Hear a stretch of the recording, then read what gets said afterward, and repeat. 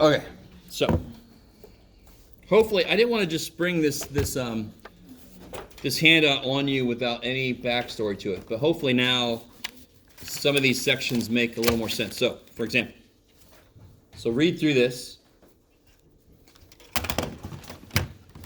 Good old Phil, the researcher, having his crazy thoughts.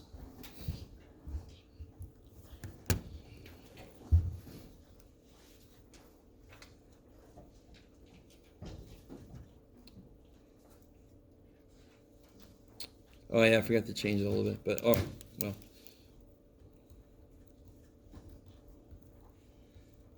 Yeah, I really did a shitty job of this, didn't I? I tried to update this a little bit, and of course I beautifully screwed up here. They live longer in captivity if they are given more room. Mean lifespan for all coyotes in captivity. Just do me this favor. I love it. I apologize. Make this one to 10.15 years. And then over here, this is 12.45. So if they have died in captivity with more room. Okay. I tried to update it a little bit. I had something I didn't really agree with on the previous way I had this worksheet, and then I forgot to change these things around. So, what's up? Sorry. Oh, let me zoom in a little bit. So just change those places. 10.15 goes here, and 12.45 goes there. So all coyotes live, on average, 10.15 years in captivity. He takes a sample of coyotes that had more room and find an average of 12.45. So far, does this claim seem to be on decent ground? I can't say if it looks right yet, but at least it is bigger now that I've turned this around, right? You guys with me? So he claims they live longer if they're given more room, and sure enough, with more room, I get a bigger average. But just from a sample. That's why I can't stop right now. Some people are always like, it's bigger, Jeff. Why the shit are we doing all this stuff? I can see it's bigger. Because it's from a sample. So a sample being bigger than something doesn't mean shit. It's got to be so much bigger that it is evidence. Any sample you take is going to be different. Just from random variations. All right. So what's the claim he's making? The mean. They live longer if they have more room. Good. So the mean is bigger than what?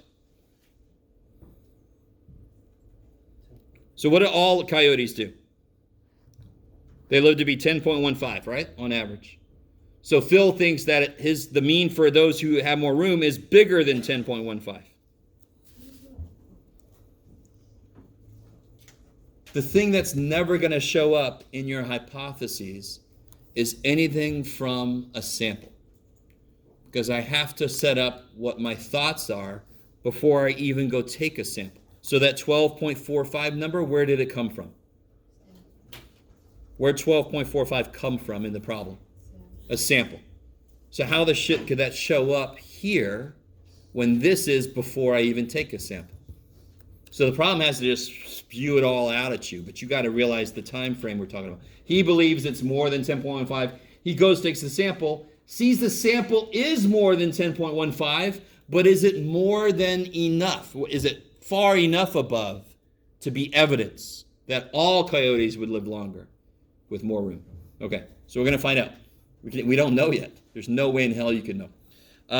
So where's that go? Where's that statement go? Which? Does it have an equal sign? No. So it's not the null. It's not HO. It's got to be H1. So it's completely. We're going to see claims that have equal signs in them. Then they would go next to the ho. If they don't have an equal sign in them, then they go next to the high.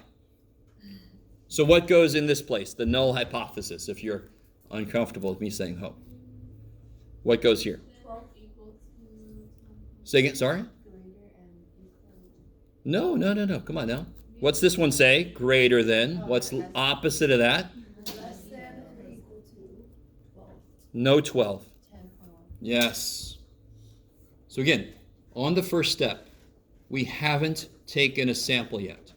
I'm just writing down my thoughts. I know that all coyotes live 10.15 years. I think that the mean for those in captivity is bigger than that.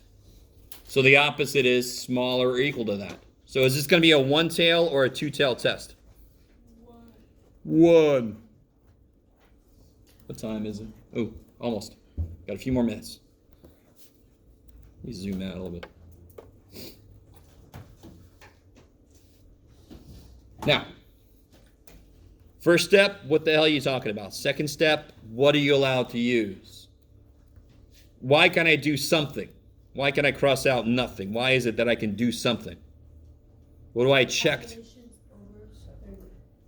The sample size. N is bigger than 30. Check. So that tells me I can do something. Now, specifically, what can I do? Z or T? What can I use? Z. Why Z? Because you have a population standard deviation. Sigma known. Big time, right? Population standard deviation is known. Hell yeah.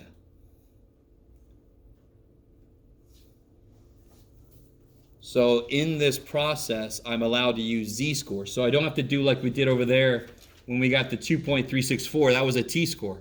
I can use a Z-score now. So where's my tail going to be? What's the alternate say? The mean is bigger than this. So where's the tail going to be? Okay. The mean is bigger than this is my claim. Where do I want my sample to show up to be evidence for that? Up here. So my tail's going to be up here. How much area is in there? 0.01. There's a little fish dude. That's the area in the tail. Which makes sense. Alpha is the letter A in Greek. And it looks like a fish, so it goes with the tail too. Holy shit. So what do we got? We got how many tail tests? One tail test. I can use Z-scores. And it's 0.01. Can you look at the T-score chart and give me the Z-score that we're going to use? One tail test, 0.01, Z-score. Do you have to get the DF? Definitely not. Why? If I stop, I get a T-score. Do I want a T-score? So I don't want to stop. So I don't care about degrees of freedom.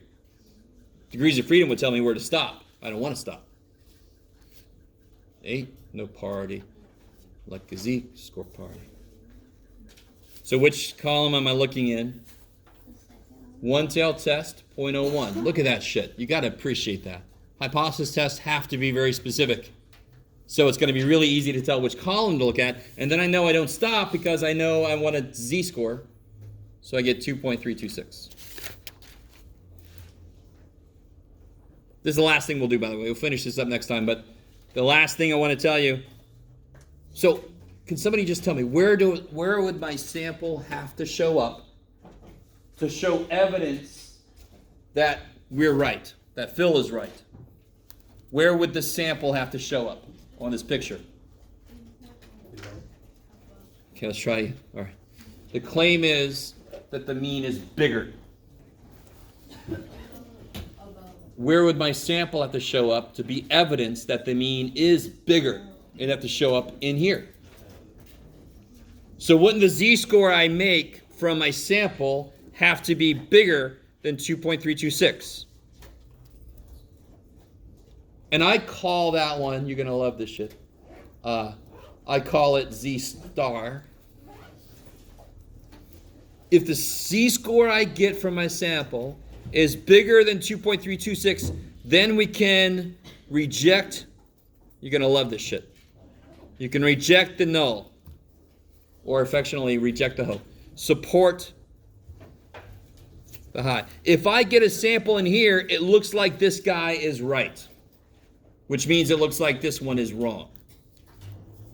Okay, so obviously we just barely started to get in there. And probably also, obviously, I'm going to have at least, 2 more problems like this so we can practice them next time. Oh, let's have a quiz. You guys want a quiz on Monday or Wednesday? Wednesday. Really? Wednesday. Really? Wednesday. All right, quiz Wednesday. Wednesday on all of chapter 8.